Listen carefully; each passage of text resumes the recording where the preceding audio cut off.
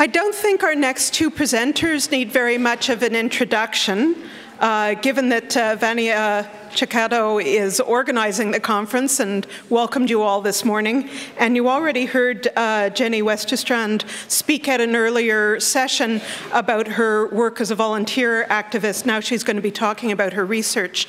But I am going to briefly mention that the last time I was in Sweden in 1991, I was at a conference on safety, and there was a researcher there from the Karolinska Institute who had the effrontery to say, oh, violence against women isn't much of a problem in Sweden. Maybe those immigrants, they do something, but we don't have to worry about violence in Sweden.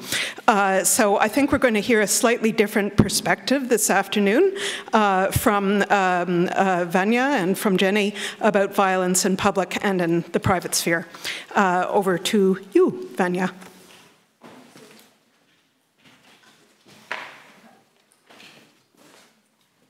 Okay, I will be talking about or presenting my results or our results of a project that actually is already finished, and it has been funded by Formas, and it is about rape. So it's called the Stockholm Rape Study, and it's about women's mobility and the nature or the situational conditions of rape.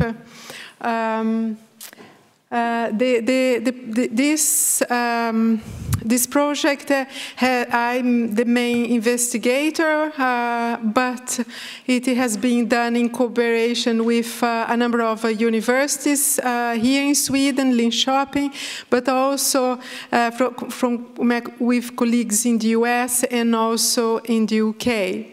Some are not mentioned, but it is students that to some extent participated, helped me with field work and so on, and they are not in that list. So important to mention too. But before we start actually talking about my project or our project and the results, I would like to make an experiment. Some of you actually got a little gadget, and as you see, there is a buttons there.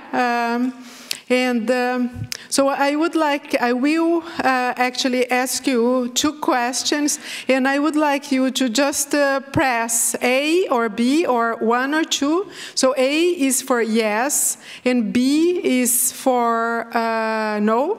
So you press that when I say so, okay? It's just to wake you up.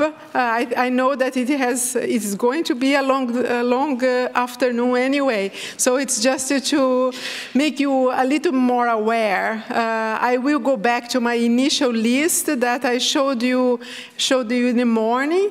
I mentioned to you that sexual harassment and the sexual violence encompass a wide range of unwanted, inappropriate behavior. As I'm just giving you a little bit of time for you to read all of them, to be familiar. But we are talking here about a wide spectrum that can just look like sexual comments, verbal, non-verbal, like stalking, but also things like rape, which is actually the nature of my project. So the question is basically the following. In the last 3 years, have you experienced any of these behaviors, or while it can be one or several, while traveling on public transportation?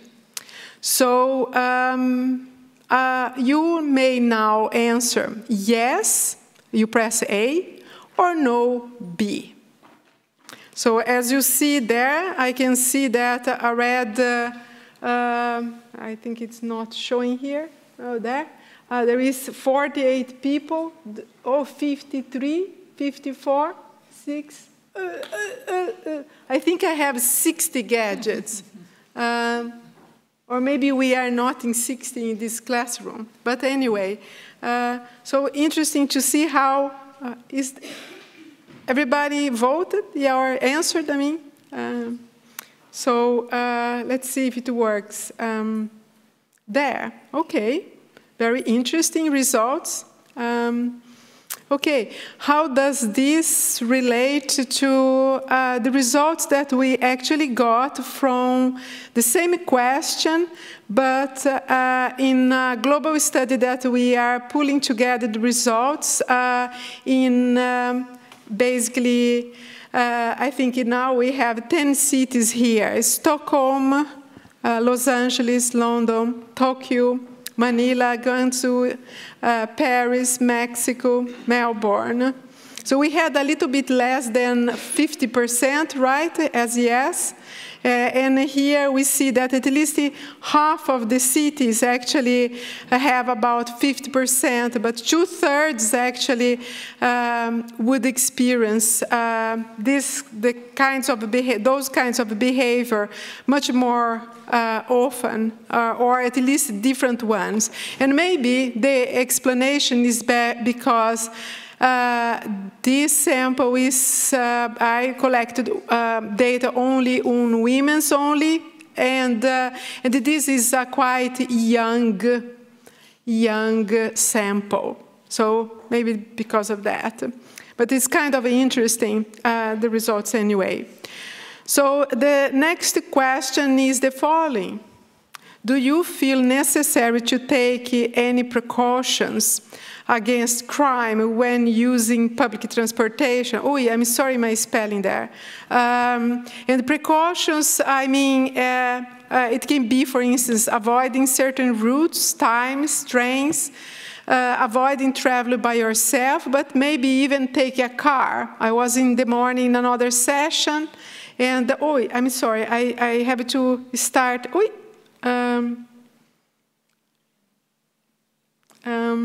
Let's just a second.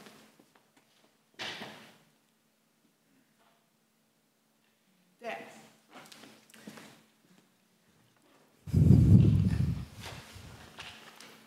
So in the morning, I was in the transit session, and we see that I think in Australia we have alternatives. I mean, precautions means maybe taking a car instead of public transportation. And this, I think, is kind of interesting when you have those kinds of alternatives.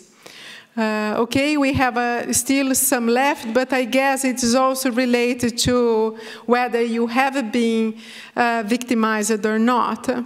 So everybody's ready? Okay. So let's see. Okay, most of us end up actually taking precautions before we move around in the city. Again, this is kind of interesting and to some extent fit well the pattern that we see even in other cities too. So this, keep in mind that they are preliminary results, but still I think it's kind of interesting that most of the cities show, and at least in these samples, most of the cities shows a 50% margin or percentage of people taking precautions or thinking, maybe using Fiona's word, doing the safety work before going around. Okay, now you can save the gadget. Thank you very much for your help. And now I can move on with my work.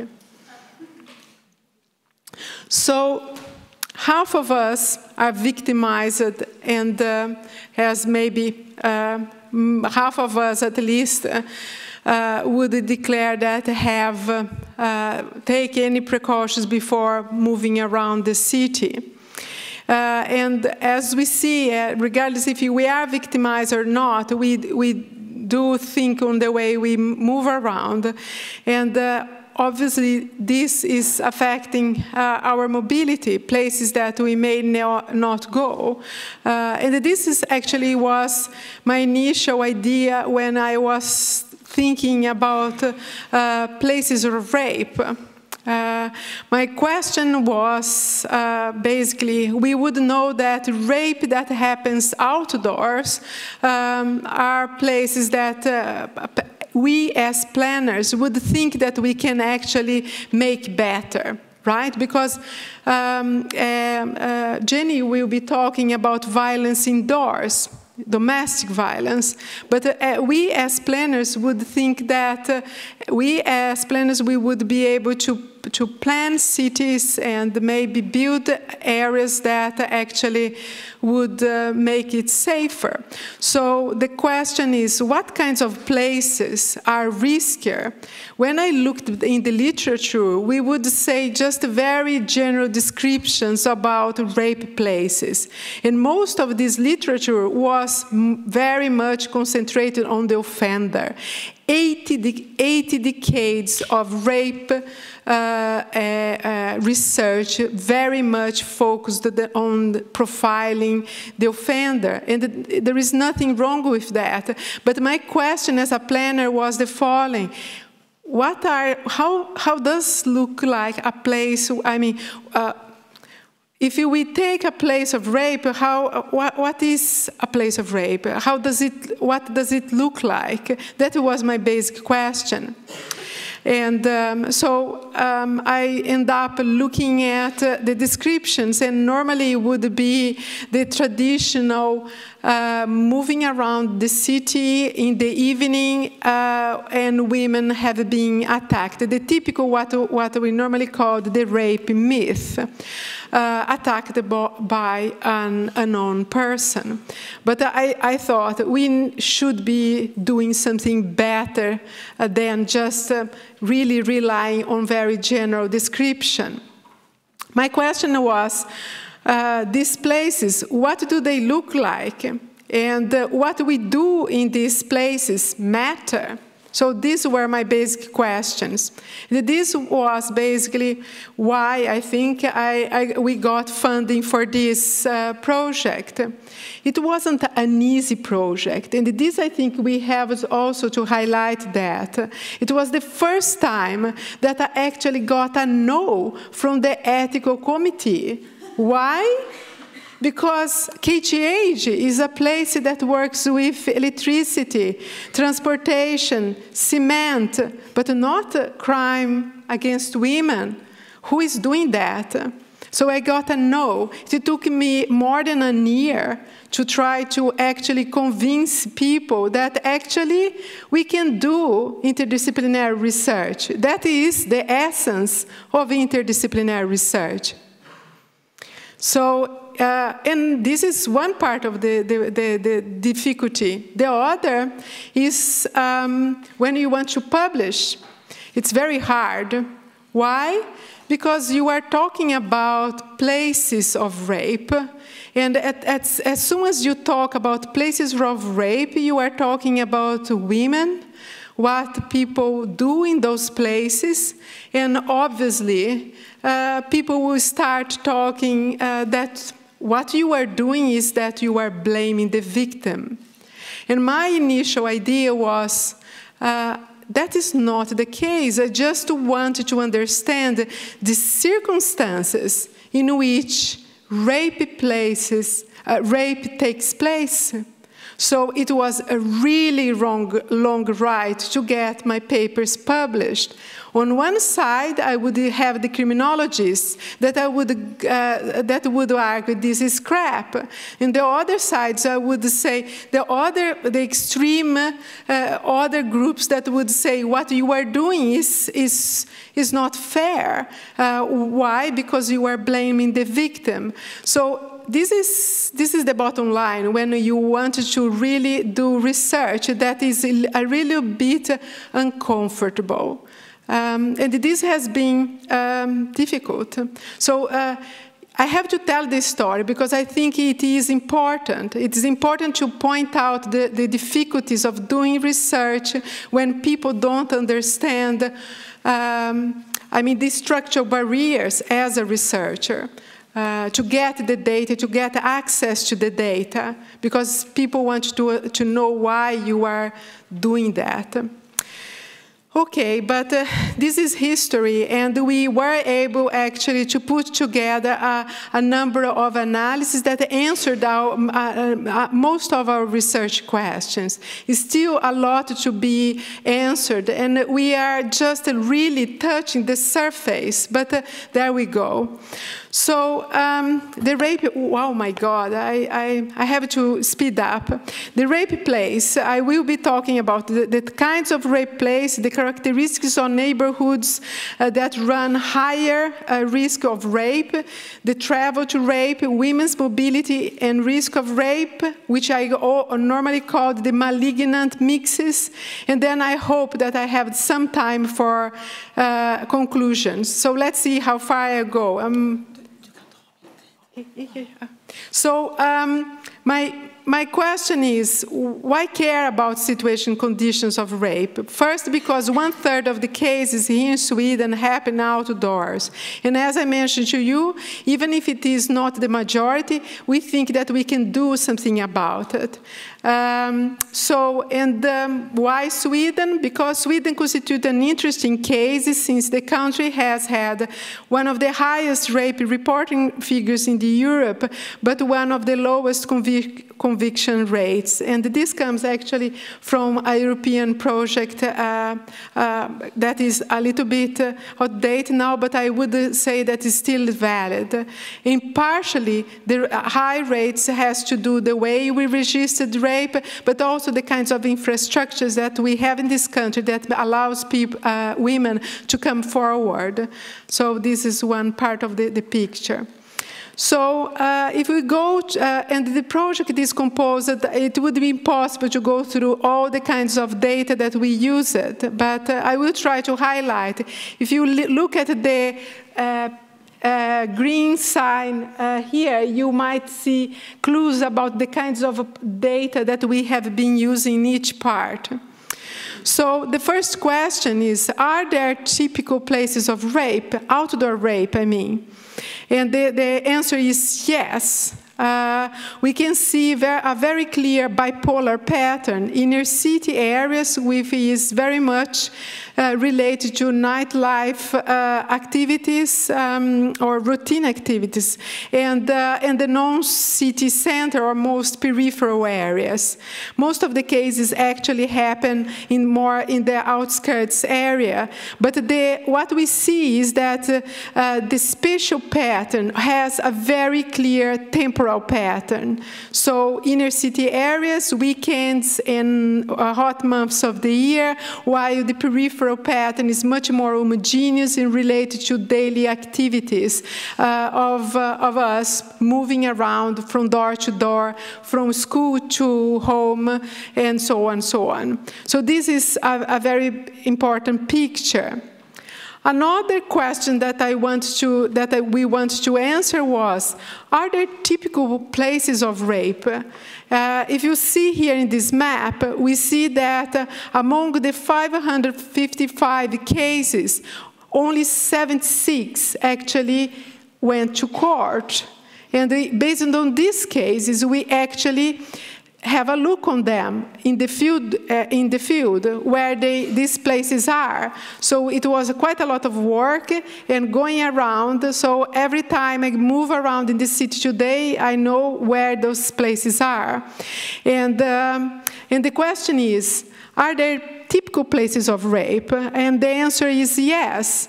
For the city center, most of the cases are secluded places, pathways, ditch, tunnels, and cemeteries, while in the peripheral areas, they are forested areas, interstitial spaces between roads and buildings. So this has to do also with the kinds of routine activity and the kinds of modal operandis that we don't know here in this project, but it is pretty much associated to the dynamics of routine activity in the city center versus the daily life that we have and characterize most of the cases in the periphery of the city. But still, even if we would find two types of rape places, we could find clear commonalities between them. All places had vegetation. I mean, it's like the stereotype, right? Forest, parks, and bushes, which means also that these places would allow, were typical, were characterized by poor visibility. So it was the typical place that allowed complete anonymity, which allows a perfect attack, and also easy escape. So these places, they are very close to bus stops and underground stations and so on. It seems contradictory how they can be anonymous places, and at the same time, they are. Trust me, they are, especially in a city like Stockholm that is well served by public transportation.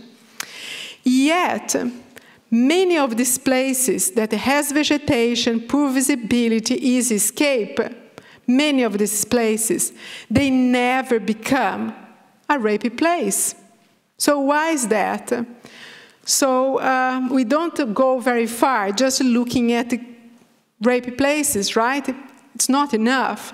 So my idea is the following. Maybe there are regions in the city that concentrate these qualities, and because of that, maybe these areas run higher risk of rape. Well, it's not only land use, it's something there also in the social fabric of how we interact with each other. So we end up actually looking at a number of factors. In one of them, you remember that most of the cases were very accessible. So this is the kinds of characteristics that we found in the 76 cases. And here I take in just the example of accessibility. So my question is, to what extent accessibility actually of a particular place or of a particular region explains the geography of rape? Is it a reasonable question to make? For me, it was. Why? Because if we can identify that, we might be able to actually define prevention measures or that might tackle different problems in different parts of the city if we end up with different regions. So are there areas that run higher risk of rape? Using Poisson regression and also profile regression, we end up with an answer for that. We could look at, we could map the rape cases in black, as you see there, against the network of, for instance, buses, but also the underground. And also, afterwards, model that and identify 80 regions that would end up with different types of explanatory variables. So what explains rape actually are clustered in 80 different ways all over the city. But one thing is very clear, that subway stations, for instance, increase the risk of outdoor rape in an area by over 50% with a 95% credible interval. Why? Anyone guess? The answer may be, I don't know exactly, but this is my best guess. One is the easy escape that I mentioned to you, but also it is the underground station, and on the way to the station, very important. Remember, we are talking about the mobility from door to door.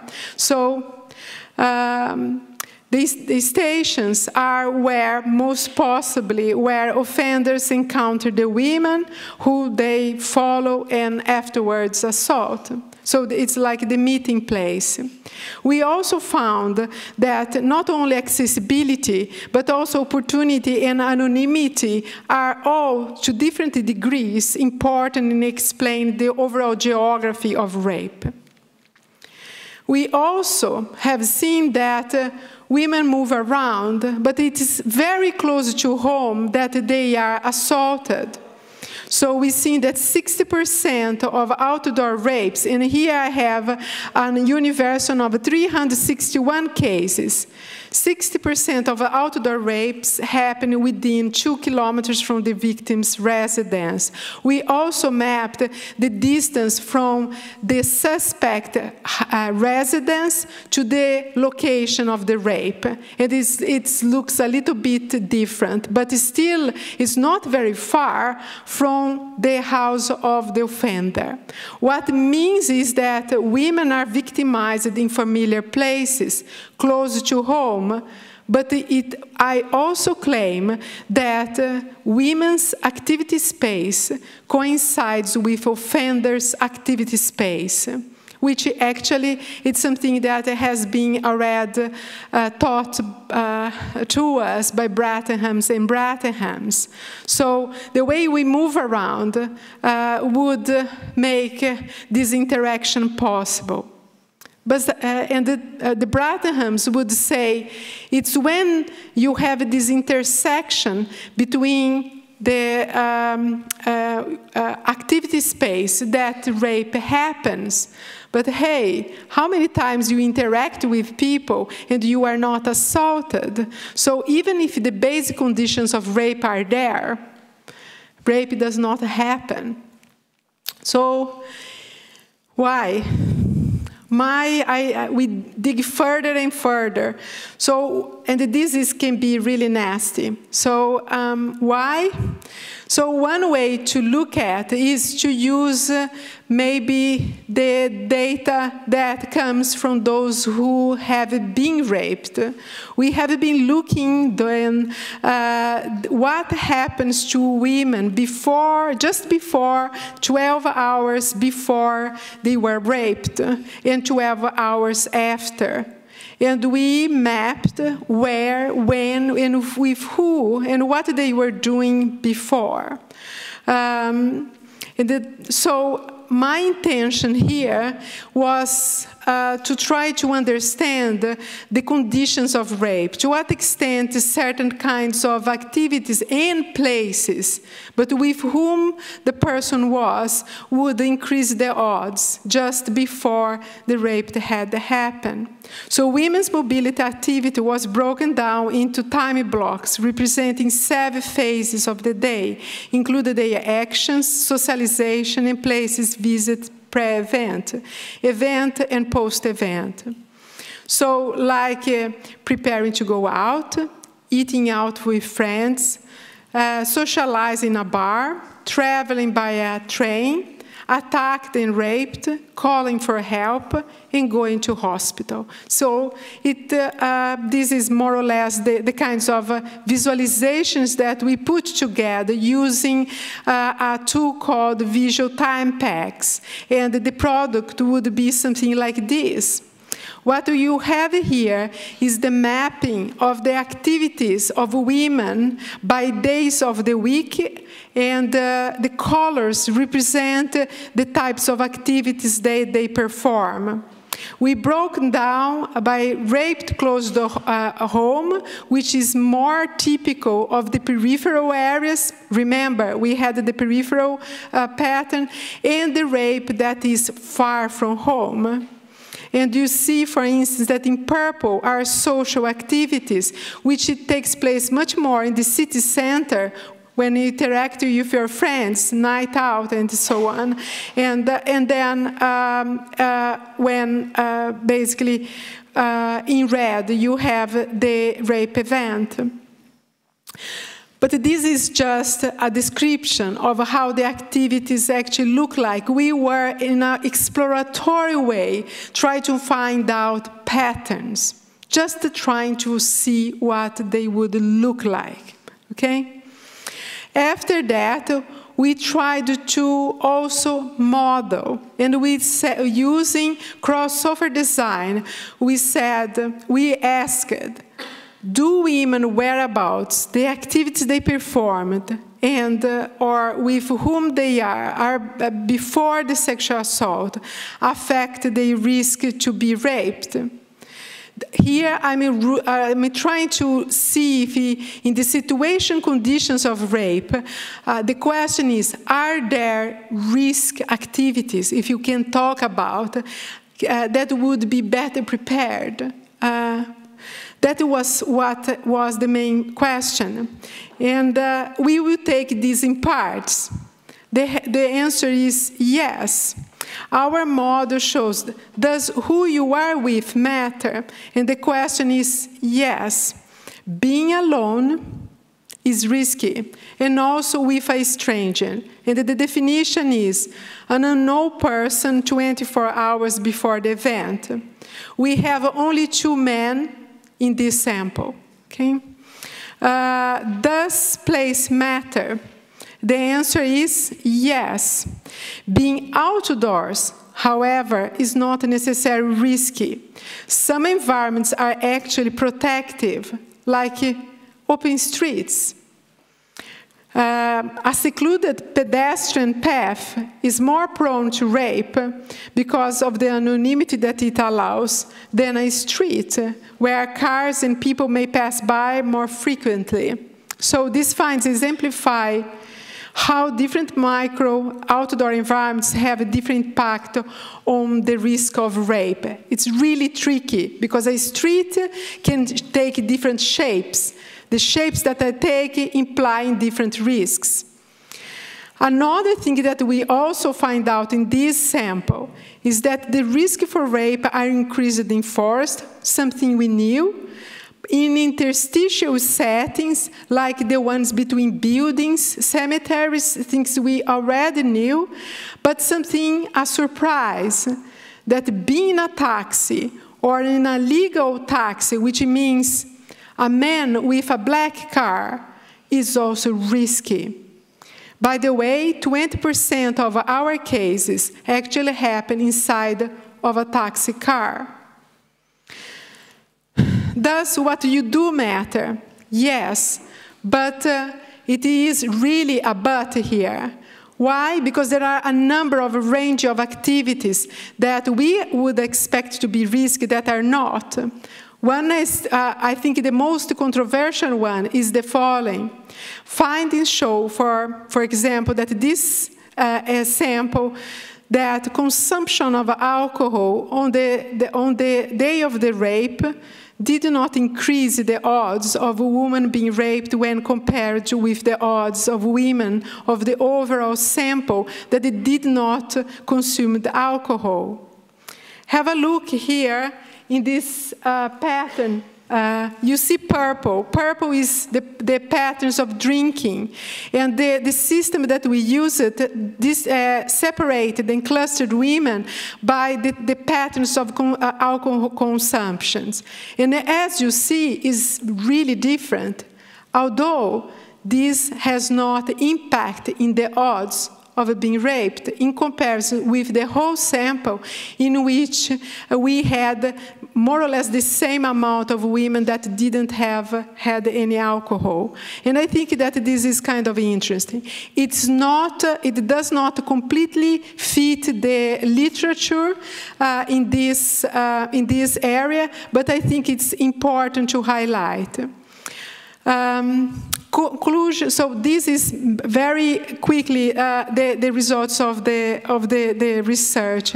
I'm sorry, I'm already late, but I will take just three messages from this. The first one is that rape does not happen at random in space or time, as we've seen in the examples I showed before.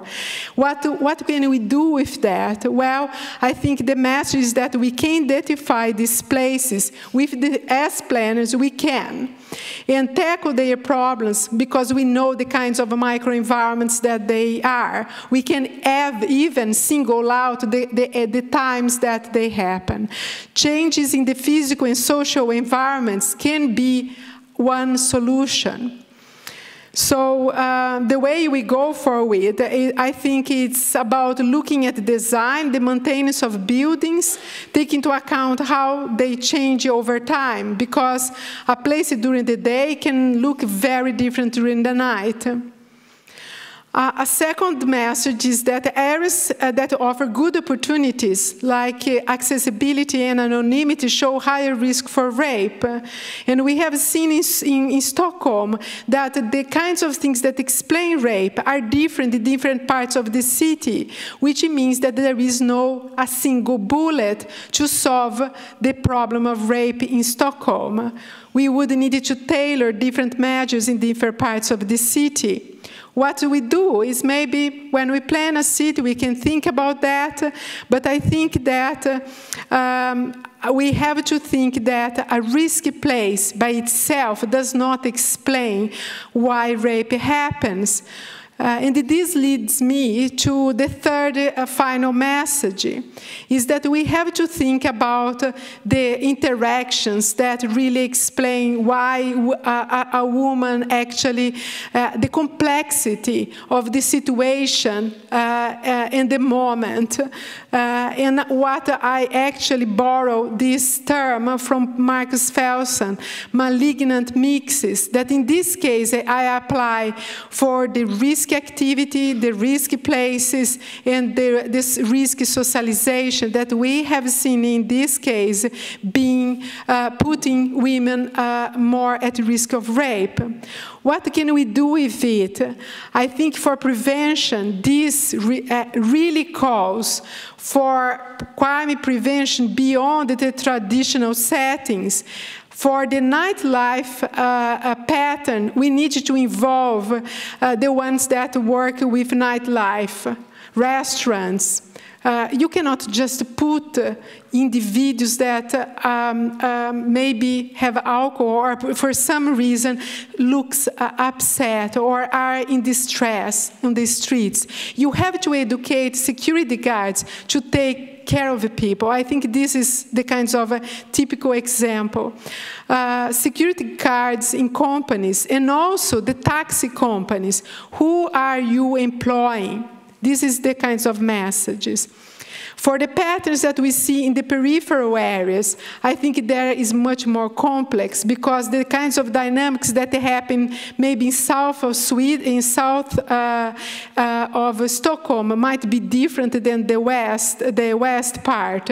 But still, I think that what we need is to tackle what I called the gray zone. Oh, it's not my part. Oh, this is the municipality choice. But the question is, you have to think in terms of dealing with the question of violence and rape, looking at the whole trip from door to door. And it's not only the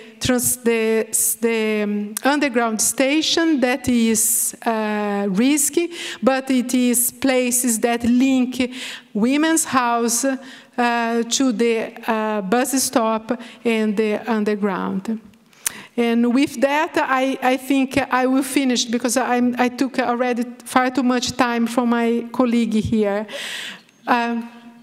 My point is, my message is the following: identifying the interactions between what women do and with whom they spend the time is, in my point, in my view, is not blaming the victim. Why? Because we need to try to interrupt this sequence to be able actually to try to work with prevention. If we really not tease out the detail, we cannot come up with a smart solution. It's not fixing, improving light or fixing cutting bushes. It won't make the difference. It has to be more complex than that. So We have to talk about, we have to report, but we also have to make sure that people will listen. And this has to do also with those that actually are the providers of services that we use. Anyway, I will stop that. Thank you very much.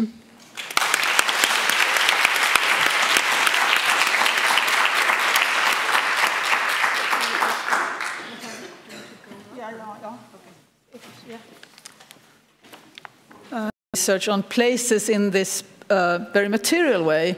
I will talk about places in mind, in a way, and understandings of violence. And I try to be brief because you've already heard me today.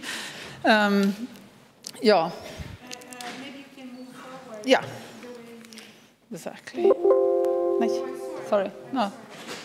So that's.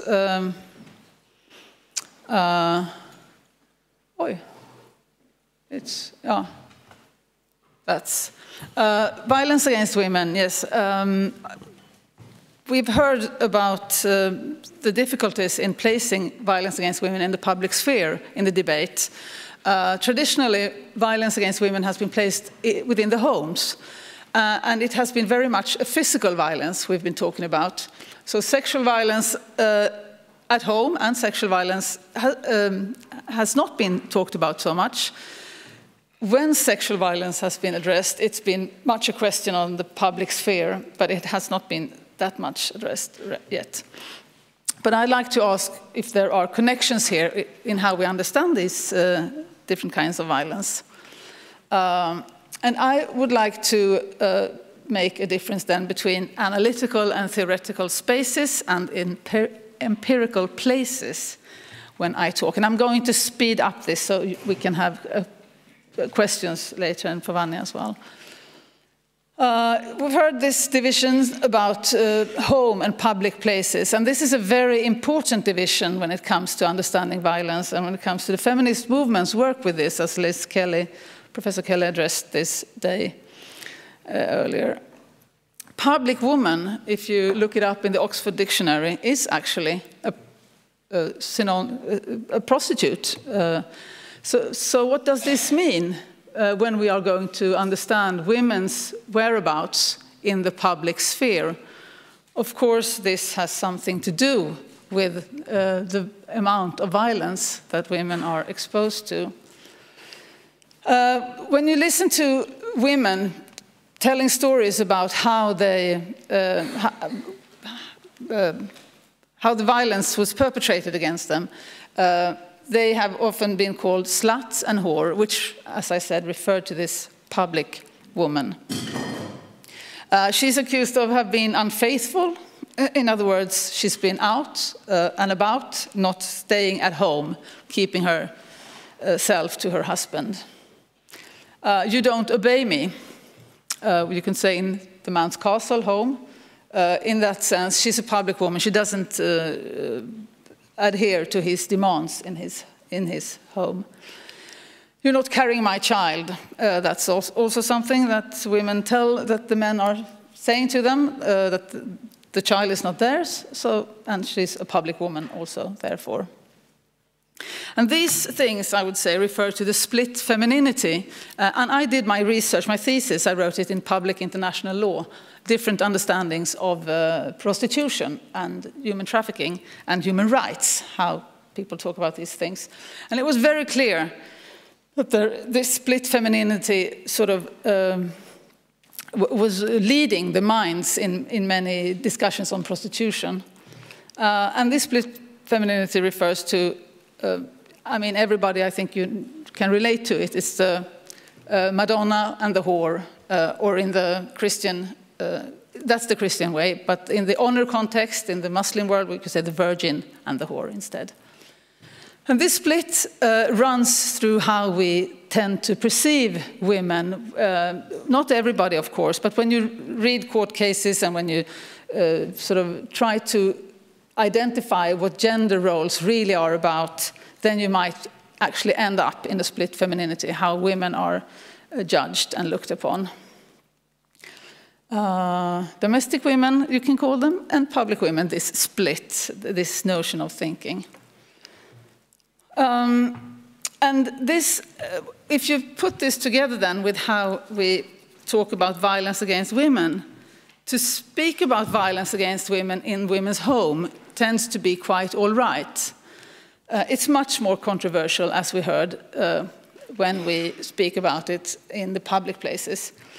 But still, violence against women in home is, and that's my point here really today, very strongly connected to the public sphere, although we tend to privatize it and put it in the homes. It's, for example, public housing is supposed to carry more violence than the detached housing. I mean, the suburbs with people having a better economy and so are supposed not to have as much violence as the public housings, if you look at stereotypes. And the perpetrator is also looked as having addiction problems. You could say he can't create a home.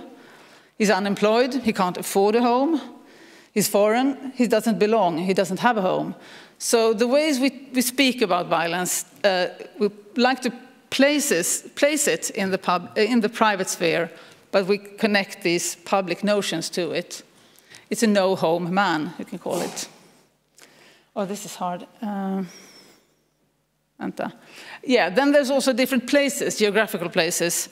In the rural areas, if you are subjected to violence, that is difficult because everybody knows each other. Where can you seek help if you are married to the police, for example, and there's no other police in the area? Or if your neighbors are the ones operating the shelters, you might not want to go there.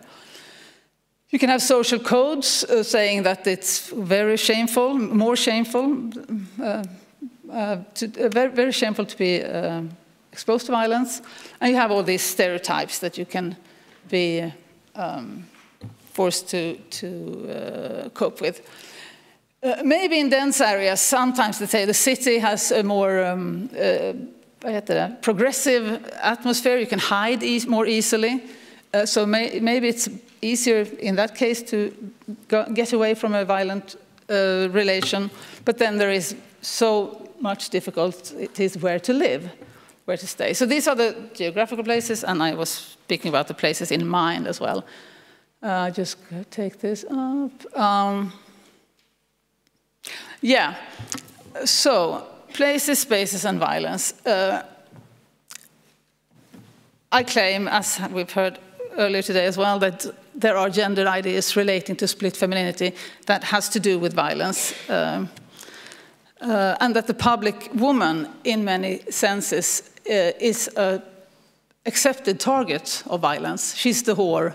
And if we extrapolate this and really take it to some kind of extreme, you can think about the honor-related context. If you are branded a whore, you might get killed. So it's a very dangerous brand. And it works as a way of justifying violence. And while men are using violence, they call the woman whore and stuff. So,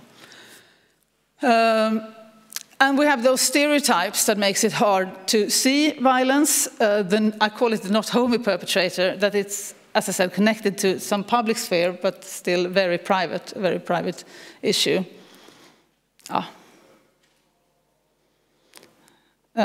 Okay, sorry. Yeah, basically, I think I'll end there because I want to leave space for Vanya to speak and questions for you. But the thing is, violence is not like, it's very hard to see violence. It tends to disappear, and it has different ways of disappearing. And how we speak about it, it's crucial if we manage to hold it, grasp it as violent. And then it can, in every way, it can disappear while we think about it and talk about it. So it's very important to keep track on those mental spaces, how we address it, how we look on the victim, and how we look at the places where they are victimized and those who are doing it. And I think it's interesting to think about that violence against women are privatized in this very heavy way, and yet connected to all these public figures it sort of makes it harder for us to see it and understand it as violence. Yeah, that's my conclusion, running through it.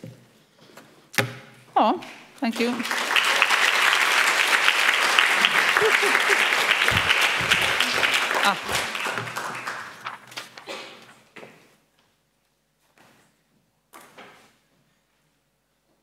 We now have a few minutes for questions. We now have about 10 minutes for questions before the end of the session. Does anyone have a question for Vanya or Jenny? Yes, Anastasia.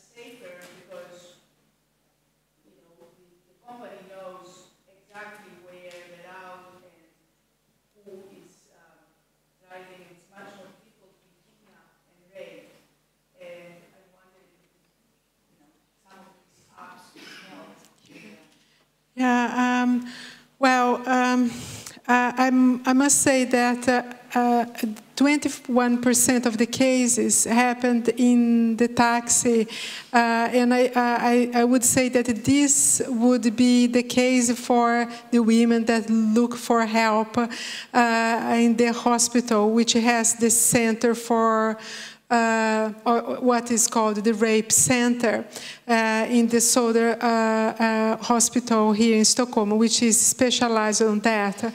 What I'm trying to say is that there is a tendency of victims that are raped in taxis or on the way from Finland in the ferry boat to in transit. It's not major cases there, but you would have seen a number of cases per year. So there is, what I'm trying to say is that I would say that women that look for help in the hospital, the sample would be, I think, biased in the sense that they tend to come from this environment, or I mean, which is they are to some extent they go to the police, and then after the police encourage them to go to, for instance, to the. So I know that there is this kind of path.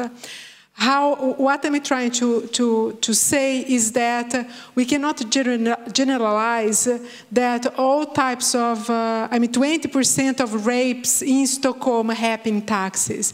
It's not what I'm saying. I'm saying that in a sample of 147, 21% were. And I know that there has been some work on prevention done on the ferry boat, and I think the Center for Våldtagna Kvinnor has, which is the Center for Rape, has done some work with the police and the taxi companies, but this has never. It never came public for different reasons. I normally don't speak completely open about this, and it was a choice. But these are the results. How we can use this. I think that there is a point there, and I'm not alone. Honestly, and I think that we should repeat itself with data that is new, just to see whether we have this pattern now. But I know where these cases happen. It's mostly in the city life, and with the medical records, you see what the victims say and exactly what happens inside of the car. So honestly, I do think that there would be a case of looking more into detail, definitely. Not only research, but also working in practice with that, definitely. So. There was a question in the front, yes. Maybe what I'll do is give you the microphone. Thanks.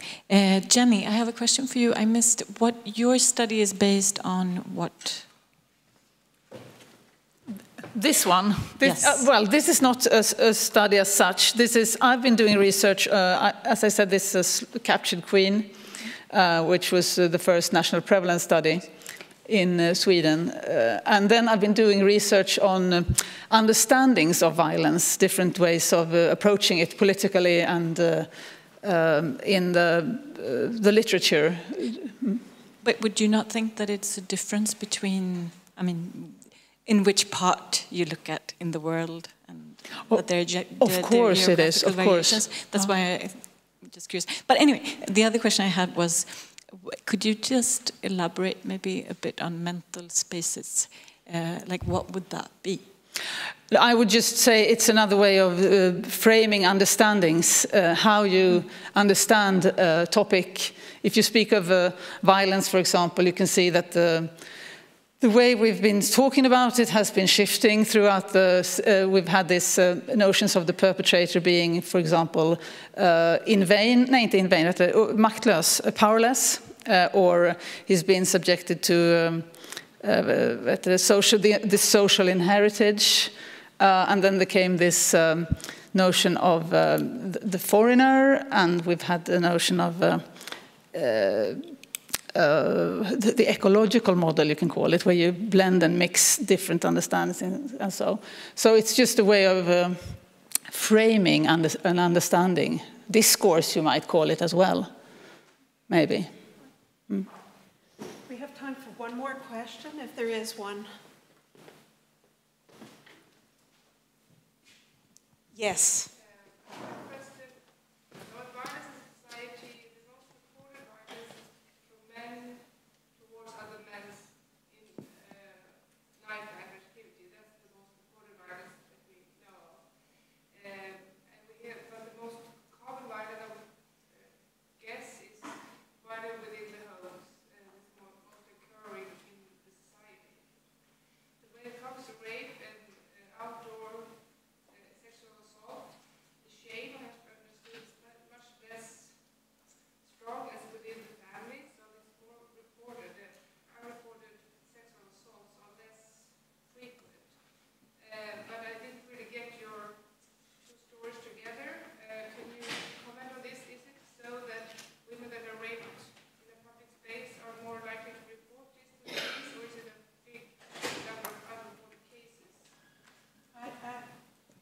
I don't know. I don't know whether women would be. Maybe you know.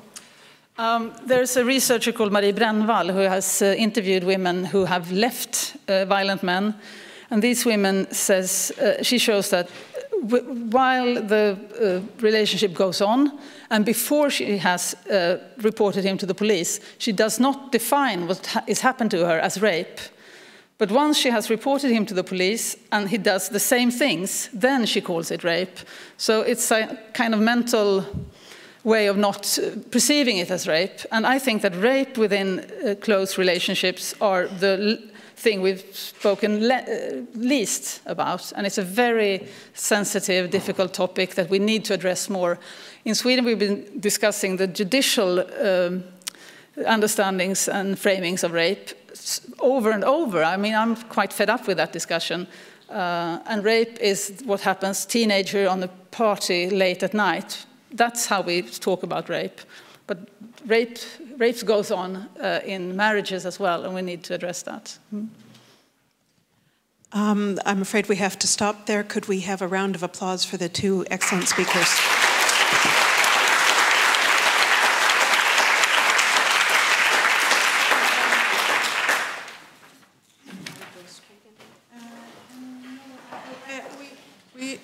We should start 5:45, so you can just stretch your legs and we get prepared here.